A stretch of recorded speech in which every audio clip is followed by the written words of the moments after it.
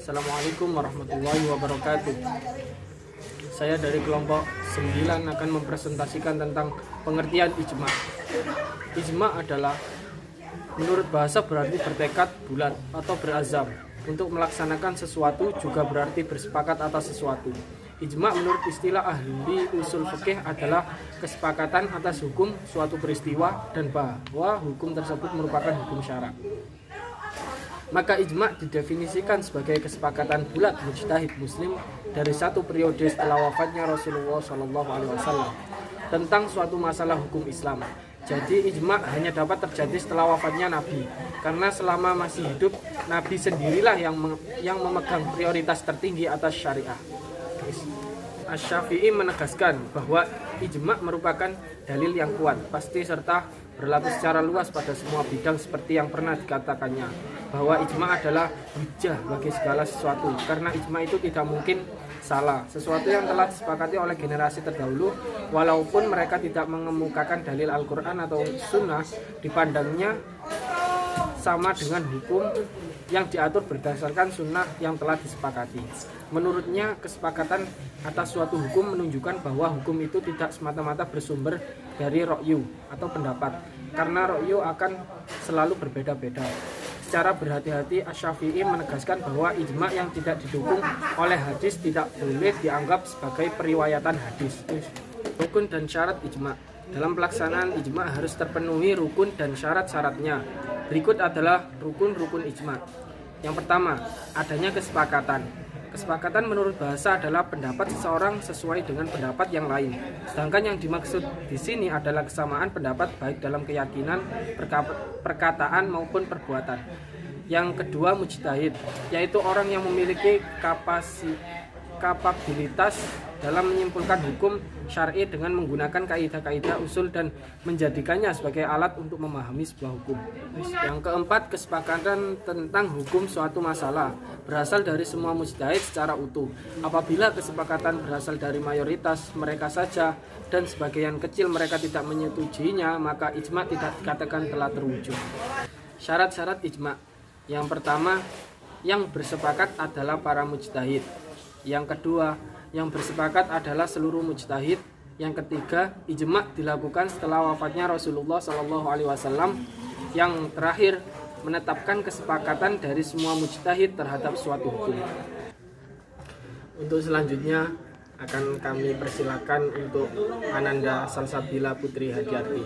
Dipersilakan. Selanjutnya yaitu macam-macam ijma.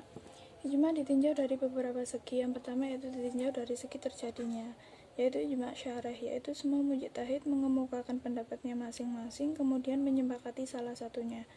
Para mujtahid mengemukakan pendapatnya dengan jelas dan tegas, baik berupa ucapan atau tulisan, seperti hukum masalah halal dan haram.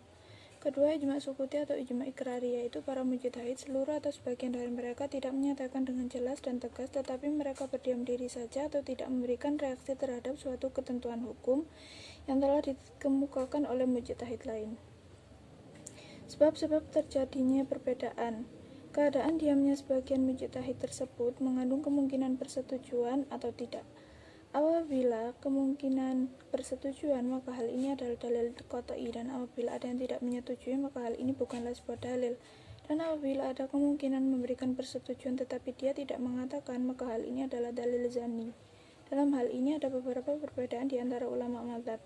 Pertama, ulama Malikiyah dan Syafi'iyah mengatakan bahwa ijma sukuti bukanlah sebagai ijma dan dalil.